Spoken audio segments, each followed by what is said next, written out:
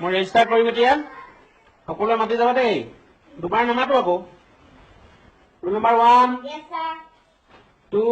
Yes, sir. 3 Yes, sir. 4 Yes, sir. 5 Yes, sir. 6 Yes, sir. Roll number 6 কোন দীপ্তি গগৈ ইমান দিন স্কুললৈ অহা নাই কিয় দৰখাস্ত আনিছানে নাই না sir. দৰখাস্ত নানিলে নহ'ব নহয় ইমান দিন স্কুললৈ অহা নাই আকৌ দৰখাস্ত অনা নাই তোমাৰ দেউতাক কবা দৰখাস্ত এখন লিখি দিবলৈ আৰু কাইলৈ লৈ আহিবা বুজিছা Sir, দীপ্তিৰ দেউতাক মৰিলে নহয়।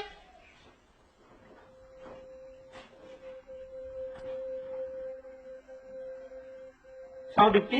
এইফালে আহাচোন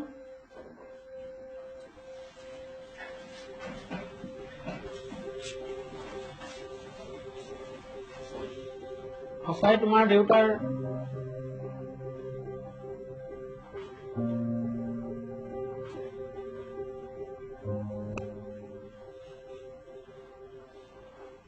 কেনেকৈ কি হ'ল কোৱাচোন মোক দেউতা ঢুকুৱা 15 দিনমান হ'ল ছাৰ ডাক্তৰে কৈছিল বোলে দেউতাৰ পেটৰ ভিতৰত কিবা ঘা হৈছিল নহ'ল এই বাপেক মদ খাই খাই মৰিলে ছাৰ চবে জানে মনে মনে থাকা বিটু তোমাক সুধিছো নেকি কোৱা সকলো কথাতে মাত মাতি দীপ্তি মোক ভালকৈ বুজাই কোৱাচোন তোমাৰ দেউতাৰ কি হৈছিল কেনেকৈ ঢুকাল ছাৰ মই ভালকৈ নাজানো দেউতাৰ পেটৰ ভিতৰত ঘা হৈছিল বুলি কোৱাহে শুনিছিলো ডাক্তৰে আৰু কৈছিল এইবোৰ ভাল নোহোৱা বেমাৰ মদ খালে হয় যিবোৰ মানুহে মদ আৰু কিবা বেয়া বস্তু খায় তেওঁলোকৰ এইবোৰ বেমাৰ বেছিকৈ হয় বোলে আচ্ছা দীপ্তি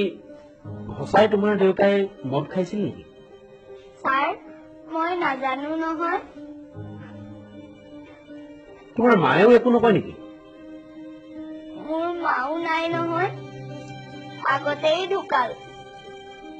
ছাৰ মানুহে মদ কিয় খায় ডাক্তৰে কৈছে মদ খালে মানুহৰ বহুত বেয়া বেয়া বেমাৰ হয় নাই দীপ্তি মই নাজানো বুজি নাপাওঁ মানুহে মদ কিয় খায় মানুহে নিচাজাতীয় দ্ৰব্যবোৰ কিয় গ্ৰহণ কৰে ছাৰ আপুনি কিন্তু এইবোৰ বস্তু কেতিয়াও নাখাব আপুনি মৰি থাকিলে আমাক কোনে পঢ়াব মোৰ মা নাই দেউতাও মৰিল মই এতিয়া মামাৰ ঘৰতে থাকো মামায়ে কৈছে মোক বোলে আৰু পঢ়াব নোৱাৰিব এই বছৰে শেষ নাই দীপ্তি চিন্তা নকৰিবাচোন তোমালোকক পঢ়া শুনা কৰিবলৈ চৰকাৰে আজিকালি বহুত সুবিধা দিছে টকা পইচাও নালাগে নহয় ছাৰ চৰকাৰে ইমান কাম কৰে মদ বন্ধ নকৰে কিয় এইবোৰ বেয়া বস্তু চৰকাৰে বন্ধ কৰা হলে মোৰ দেউতাৰ দৰে মানুহবোৰ নমৰিলেহেঁতেন ছাৰ